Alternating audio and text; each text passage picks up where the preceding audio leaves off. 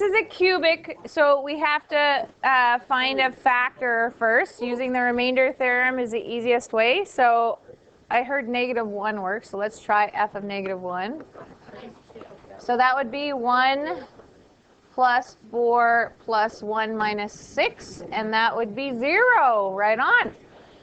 So -1, 4, -1, -6. Lots of negatives here. So 1, 5, -5, -6, +6, 0. And then this factors a -x squared plus 5x minus 6. Somewhere we learned, you know, this negative. It's not easy to factor, and I would not try to factor. So I would just factor out the negative. So negative, and then we get x squared minus 5x plus 6. Did everybody see what I did? Yeah? And then negatives, what's this? X minus 3, x minus 2, yes? Does everybody see that? Okay, so therefore, f of x equals x plus 1. Sorry, I'm going to put the negative in front. I'm going to erase, sorry. I'm going to put the negative in front here. So negative x plus 1, x minus 3, x minus 2. So is that what you got when you factored it? Okay, so you would get, say, that would be, say, a 3-mark question. So now set f of x equal to 0 and determine the roots. So what does x equal? -1,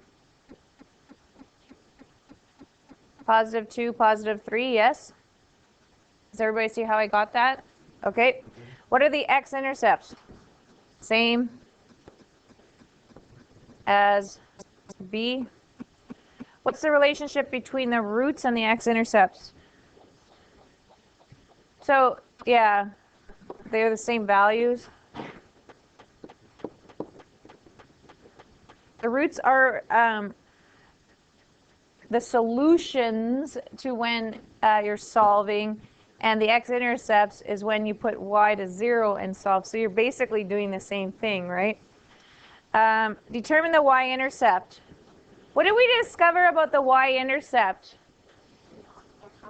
Yeah, it's easier to look at the non-factored form. So what is it?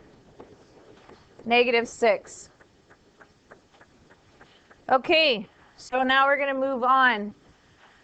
We're going to use the factored version and do a sign diagram. We did a sign diagram in grade 11 for solving inequalities.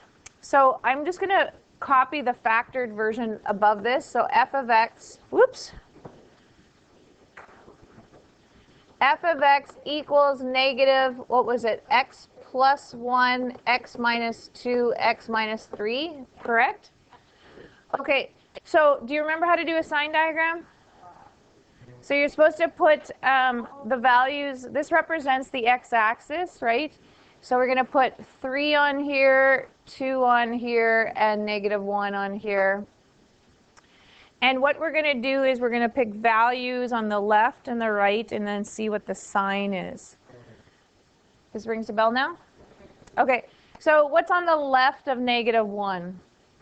Again, I don't need to know the actual number. I just want to know if it's positive or negative, right? So let's just choose, say, -2. So watch, there's a negative in there. Okay, and then if I put -2 in there, what do I get in that bracket? Positive or negative? Negative. And then if I put -2 in there, I get another negative. And if I put -2 in there, I get another negative. So how many negatives do I have? 4, which makes it positive. So this area would be positive. Does anybody need me to repeat that again? That's a yes? Okay, so I chose something, you know, you could choose -1,000,000. I don't really care. Something on the left, and you just have to find out what the sign is. So no matter what, that's going to be negative, even if I chose -1,000,000. If I put -1,000,000 in there, do you see the sign will be negative? -1,000,000 in there, the sign will again be negative. And -1,000,000 in there, the sign will still be negative, right? So if I have a negative times a negative times a negative times a negative, I will get positive. Okay, so now let's pick a value between -1 and 2. 0 is the best one for sure. So again, this is negative no matter what. If I put 0 in there, what do I get? Positive. If I put 0 in there, I get negative. If I put 0 in there, I get negative. So I have a negative times a positive times a negative times a negative. What do I get? A negative. Okay, now we're going to pick something between 2 and 3. 2.5, most people pick 2.5. It could be 2.1, it doesn't really matter.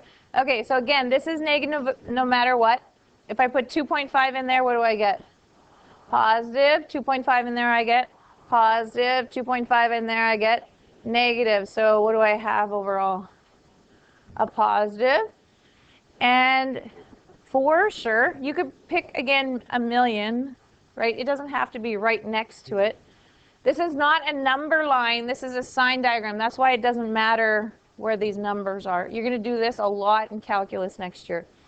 Okay, so negative matter what? 4 goes in there. I get positive, positive, positive. So what is that? Negative. I want to warn you right now that this doesn't always go in a pattern. It might not go positive, negative, positive, negative. It might go positive, positive, negative, negative. Do you see what I'm saying? It totally depends. This is not like a quadratic where if one side is negative, the other side's positive. It's not like that at all, okay? So where is it? Where is x? I don't know why x has a bracket, but that doesn't matter. Why is x, where is x greater than 0? How do I write that? Negative infinity to -1. Does it include -1? No, because that makes it equal to 0, right? Because remember, -1 was the x-intercept. Then we put a union. Where else? 2 to 3. Yes? Interval notation is the easiest way to answer this. Where is it less than 0? -1 to 2 and 3 and above. Yes? Okay, so just so you know, what this represents is a polynomial is, so first off, the polynomial is going to hit these things right here, right? So what this positive means, and this is my x-axis, that means on the left of this, it's above the x-axis, between it's going below, then it's going above, and then it's going to go below. Do you see what this sign diagram means? Okay, so we're going to use the above information. And don't forget, we also have a y-intercept on here, okay? Okay, so first thing, label my x and my y axis. Yes? And we need a -1. We need a 2. We can't just put a 2 here. Now scale is important. So 1, 2, 3. Does everybody see? We need to establish scale on the y. Some people on the test, they establish scale on the x, but they forgot about the y, or vice versa. Remember we had an a y-intercept of -6? Nobody says I have to go up by 1s here or go down by 1s. I could go down by 6s, right? That's establishing scale. I don't have any other point on the y-axis, so why not just put the y-intercept? So it has to go through here, it has to go through here, it has to go through here, it has to go through here. Do you see how my sign diagram is going to work? First off, if we look at what we learned on Friday, it's an odd function that's negative, which means it's supposed to start at the top left and end in the bottom right. Do you remember that? Just like a negative slope line. So does that make sense why my sign diagram looks the way it does? So it's going to come up here, it's going to hit here, and then going to turn back up and then turn back down. Does everybody see that's what my polynomial looks like? Some people might have the local minimum at -6. Nobody says that's where it's going to be the local minimum. But it won't be, you won't be marked wrong if you turn it, have your turning point at -6 back up. Do you remember what turning points were? That's where they change direction, right? And nobody says that the turning point is halfway between 2 and 3 either. Okay, so we are going to graph this on our graphing calculator and compare it to what we just got.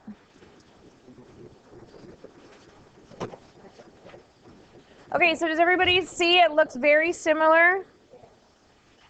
Again, you might argue it goes to a local min at -6. So I'll repeat, all you are required to have in grade 12 pre-cal is where it starts and where it ends in the right quadrant, where it crosses the x-intercept and where it crosses the y-intercept. You don't have to have the point for the local max. Unless you have a graphing calculator, you could solve that, or once you're in calculus, you can solve that with calculus, which is kind of exciting. But in grade 12, all we have to do is a rough sketch like this. But I caution you, make sure your scale, you don't lose error marks on your scale here. Okay? So, let's continue. Multiplicity is a term you've never heard before. Multiplicity of a zero means it's the number of times a polynomial has the same zero. So a multiplicity of 1 means it crosses each basically fluidly. When you have a multiplicity of 2, do you see it hits the 0 and bounces back?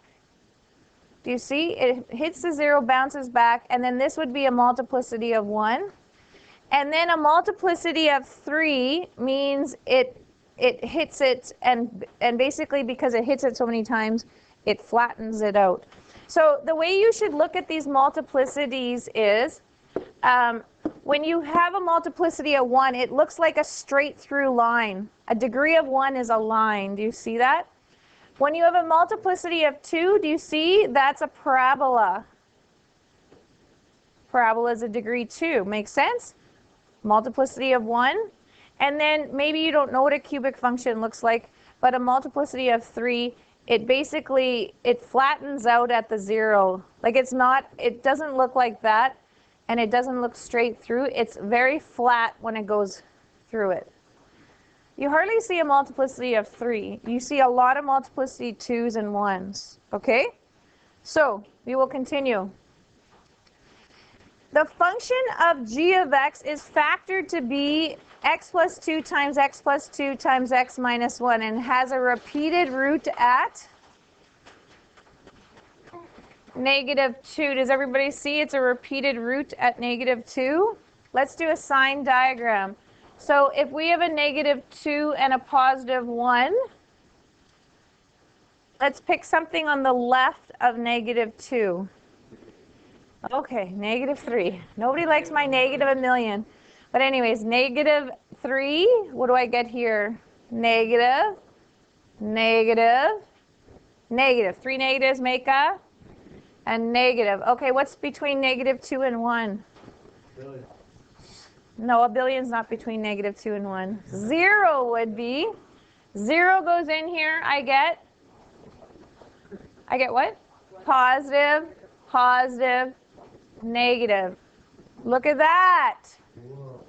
Do you see? Where I caution you, where it doesn't change sign, it comes up. Okay, now what's on the right here? Let's do a million. Positive, positive. Positive, positive. Positive.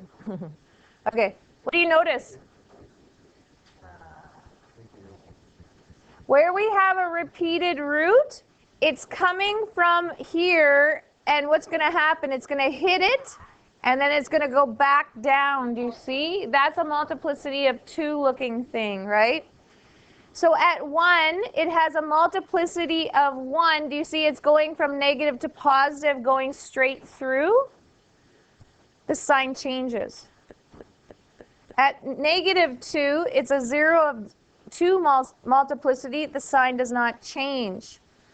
So look at the graph of g of x. What do you notice about x equals negative 2? Do you see? There's the multiplicity of 2 right there. Let's do me a favor and put arrows and label your x and y axis so you don't get any error codes there. Okay? Does everybody understand what happens now to your graph when you have a multiplicity? Okay, so you got to watch for that. Okay, we're going to graph this now. This is really exciting because it's lots of stuff put together here. Yes? Okay, what's my x-intercepts?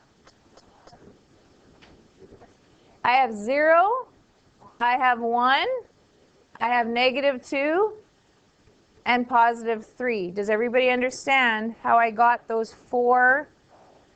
Can anybody tell me what degree this is? It's a 5 degree. There's 1x, 2x's, 3x's. Sorry, I said that wrong, didn't I? 1x, 2x's make 3x's, 4x's, 5x. This is a degree 5. And is it, well, if you were to multiply this out, what would be the highest power of x that you would get?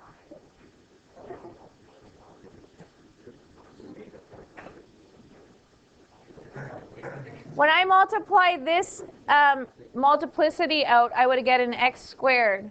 And an x times an x squared to another x, and an x makes an x to the power of 5. You don't need to multiply it out. You just have to understand how many x's you'd get. The other thing is the leading coefficient when I multiply this all out positive or negative?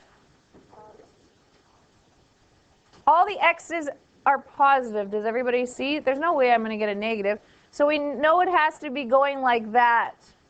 Starting at the bottom left, going to the top right. Yes? Okay, how do I find my y-intercept? Set x to 0. 0 goes in there, 0 goes in there, 0 goes in there, 0 goes in there. What do I get? How about 0? Because 0 times anything will wipe it away, right? That doesn't usually happen. Okay, let's do our sign diagram. I have a 0, I have a 1, I have a 3, and I have a negative 2. I'll give you a second to fill in the sign diagram. Okay, so I'll repeat. This one right here, no matter what you put in, because you're squaring it, it's going to be positive. So you can even ignore it for all you care. So negative big numbers, it'll be negative, it'll be negative, it'll be negative. So that's what, 3 negatives, so it's negative, yes? That should make sense to you that it should be negative, right? It should be coming from the lower left. That would be the negative zone, right? So then something that's in between here, say negative 1, so that would be negative, that would be positive, that would be negative, so that's positive, yes? Say a half, a half, a half, a half, so that would be negative, yes? 2, positive, positive, negative, and then 4, it's all going to be positive, right? That should make sense to you again. It's going up to the top right. Okay, so the way I do this is, if I know I'm going, it has to go through these points, I label them. Oh, and I forgot my 0. I label them right away. So I label my x and my y intercepts right away. And then what I do is I use the sign diagram to know where they're coming from. So if it's changing signs, that means it's going straight through, right? Yeah? If it's changing signs, it's going straight through, yes?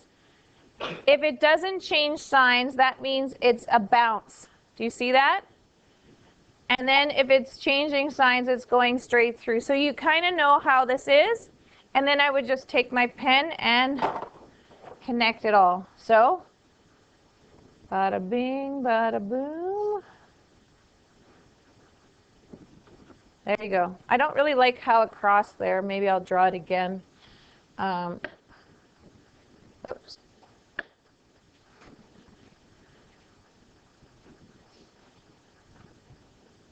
It's hard with a thick pen, but anyways. Make sense? Yeah, you like it? You want to check it on your graphing calculator to see how it looks? Let's check it on a graphing calculator. Okay, so now what we're going to do is we're going to determine the equation of it. So all polynomials are in the form y equals, if you want to call it a k or an a, x minus b times x minus c dot dot dot. So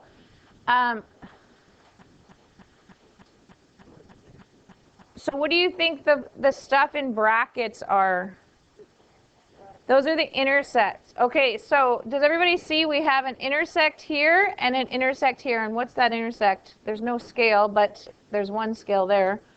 1, 2, -3. This is 1, 2, 3, 4. So we know it's in the form y equals something. And then this is x plus 3 and x minus 4. Everybody understand that? Now we don't know what this something is, so I'm going to call it a for right now.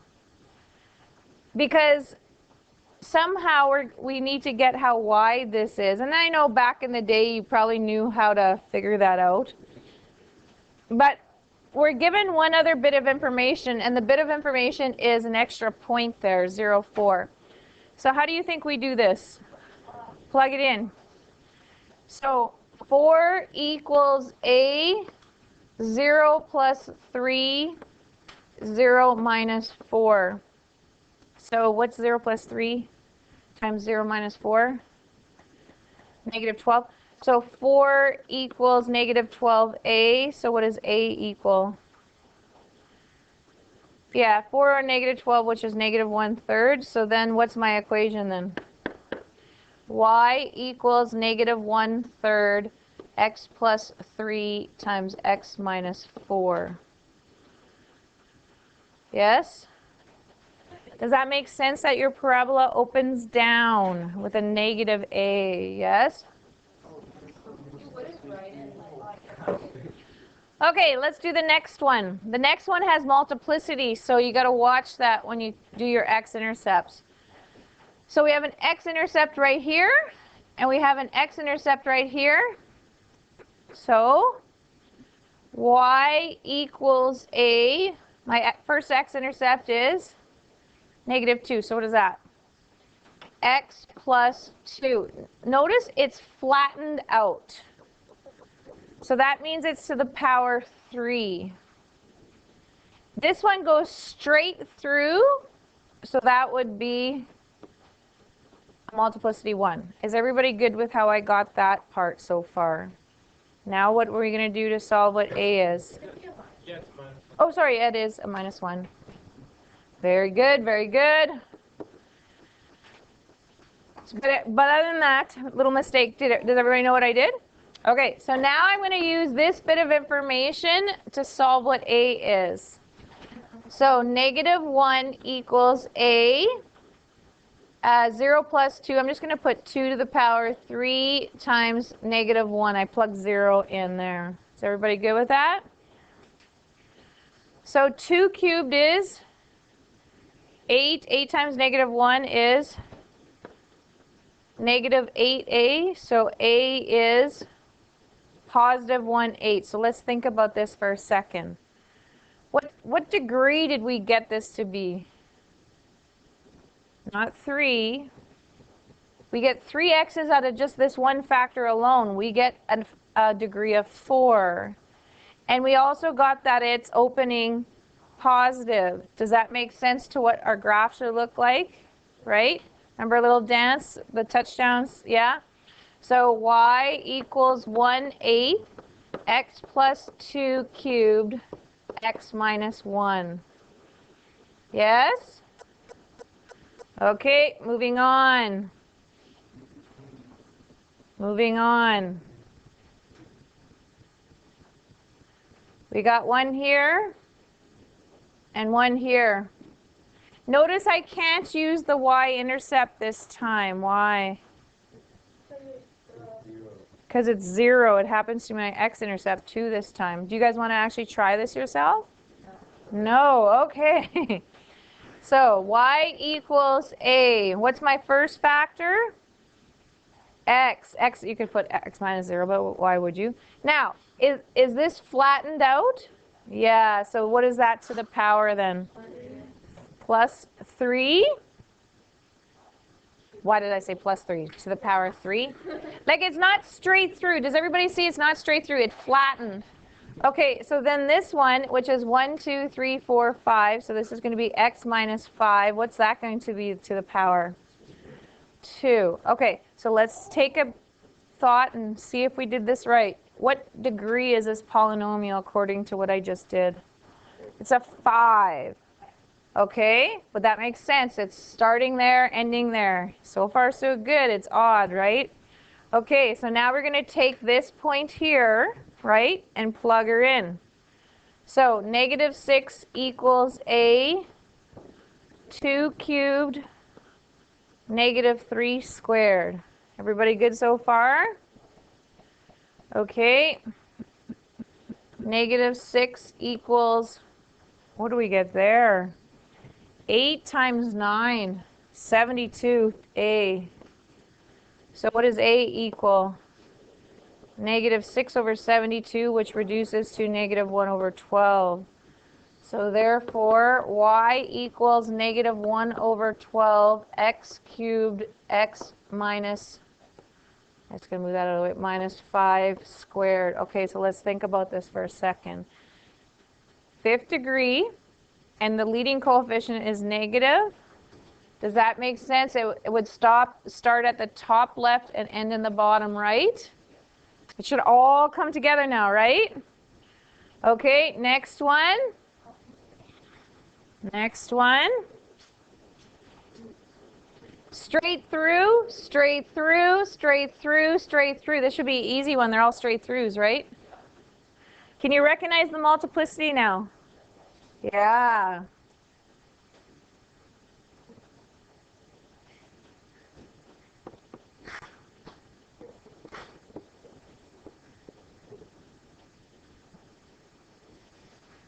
So what is that? That's a negative 2, 3, 4, 5, negative 6, yeah? That's a positive 2, 3, 4, 5, and positive 6. Oh, look at that. Well, it should be giving you a scale. So, no, you should, I guess in this case, yeah, you're assuming it's going up by 1, but the scale should be given, right? Yeah, it actually is establishing scale by saying that, right? Because it's saying at 4, negative 7.5, right? So anyways, so x plus 6, x plus 2, x minus 2, x minus 6, yes? They gave us such a nice point to work with, didn't they? Negative 15 over 2 equals a. 4 plus 6 is 10. 4 plus 2 is 6. 4 minus 2 is 2.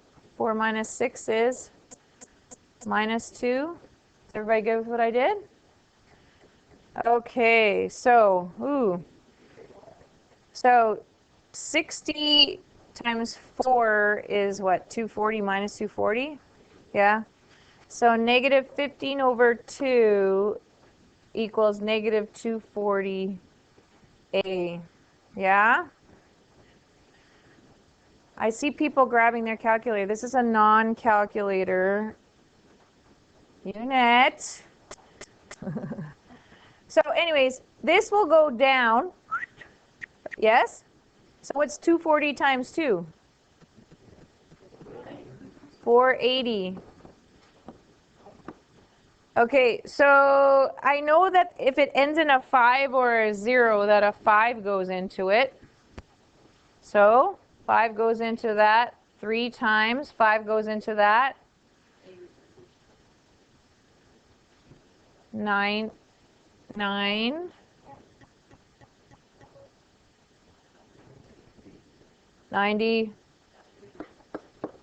how are we getting 80? 5 goes in there. 5 times 9 is 45, yes. Bring down, so it's 96. Whoops, not 99. Can 3 go into 96? So 1 over 32. So y equals 1 over 32, x plus 6, x plus 2, x minus 2, x minus 6. So let's think about this for a second. Is my answer correct? What degree is it? It's 4, and it's a positive leading coefficient. Does that make sense? It goes like that? Yeah? I think